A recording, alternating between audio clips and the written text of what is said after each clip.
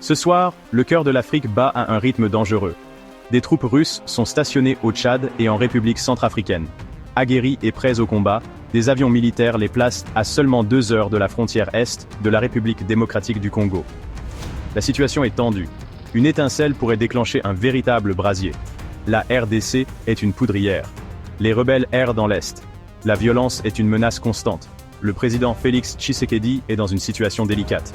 Il a besoin d'aide. La Russie a un accord de défense avec la RDC. Ils attendent l'appel. Si Tshisekedi donne l'ordre, les forces russes franchiront la frontière. Mais il ne s'agit pas seulement de la RDC. L'Occident observe. Il voit l'influence croissante de la Russie en Afrique. Il craint une nouvelle guerre froide, cette fois sur le sol africain. Les enjeux sont incroyablement élevés. Le monde retient son souffle.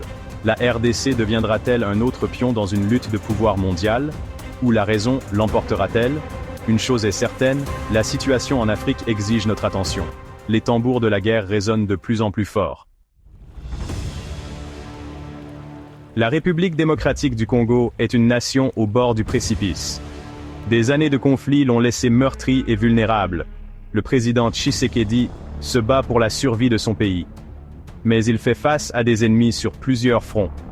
Les rebelles contrôlent de vastes étendues de l'Est. Ils terrorisent la population et pillent les immenses richesses minérales de la RDC. L'armée congolaise peine à les contenir. Tshisekedi a besoin d'aide, mais il se méfie des intentions de l'Occident.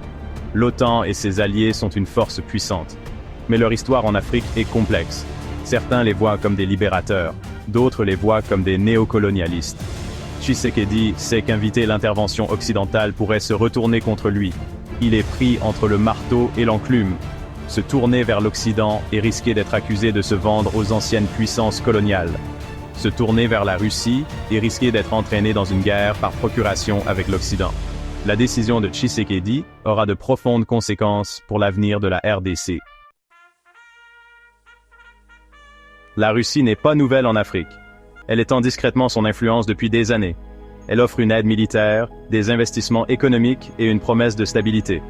C'est un message qui résonne auprès de nombreux dirigeants africains. Regardez le Mali, le Burkina Faso et le Niger. Ces pays étaient en proie au terrorisme et à l'instabilité. Ils se sont tournés vers la Russie pour obtenir de l'aide, et la Russie a répondu présent. Elle a fourni des conseillers militaires, des armes et de la formation. Les résultats ont été impressionnants. Les attaques terroristes sont en baisse. La sécurité s'est améliorée, et la Russie a pris pied dans une région stratégiquement importante. L'Occident qualifie ces succès d'éphémères. Il prétend que la Russie soutient des dictateurs et exacerbe les problèmes existants. Mais pour de nombreux Africains, la Russie offre une alternative viable à l'Occident. Ils sont fatigués des leçons de démocratie et de droits de l'homme pendant que leur pays s'effondre.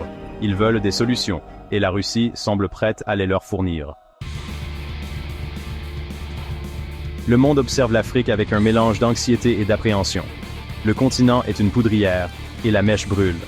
La présence croissante de la Russie fait monter les enchères. Elle remet en question la domination de l'Occident et réécrit les règles du jeu. Les conséquences potentielles sont stupéfiantes.